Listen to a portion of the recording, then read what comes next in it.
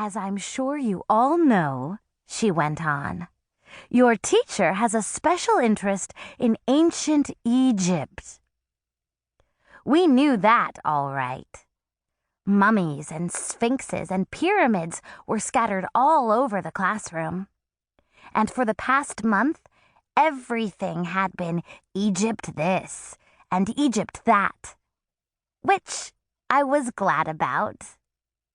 My last year's teacher had been nuts about ye olden prairie days. This would have been okay, except she only liked inside stuff. Making bonnets and cooking Johnny cakes.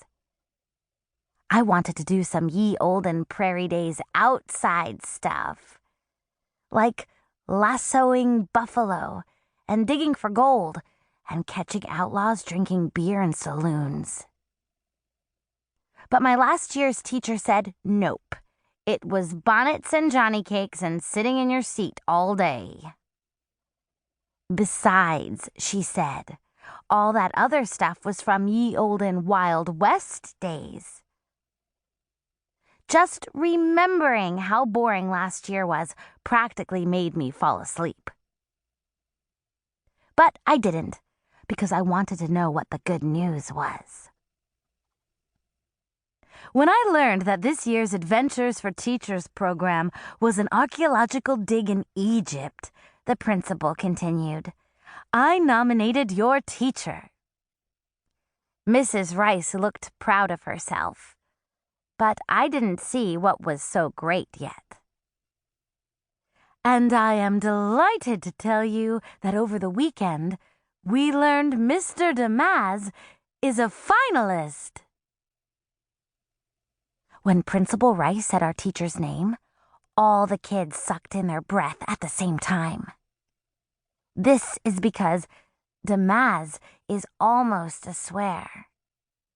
Actually, it's almost two swears.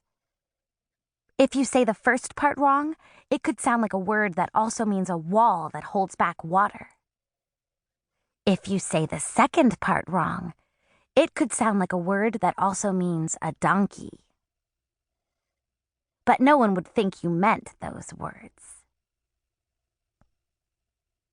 On the first day of school, I was trying so hard not to make a mistake with either part of his name that I made a mistake about both parts. I am not even kidding about that. At recess, I apologized and explained that I only said his name wrong because I was so worried about saying his name wrong. Mr. Damaz said he understood, and besides, it was bound to happen one day. But since then, all the kids just call him Teacher. We aren't taking any chances. I guess Mrs. Rice didn't care about making a mistake. She probably thought, so what if I get sent to the principal's office? I live there.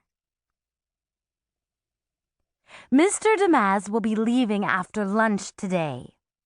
He'll spend the week with the Adventures for Teachers Committee, but we'll see him again on Friday at the State House. There'll be a ceremony there to name the winning teacher, and we're invited. Then, if he's chosen, Mr. Damaz will fly off to Egypt for the big adventure. We all sucked in our breath again when she said his name, and so I almost missed what she said next. But I heard it. Which means he will be gone for the rest of the year. Mrs. Rice went on talking, but my ears were so full of gone for the rest of the year that I couldn't hear anything else. I looked over at my teacher. I waited for him to jump up and say, "Nope, sorry, Mrs. Rice. I can't go away for the rest of the year because I promised to be here."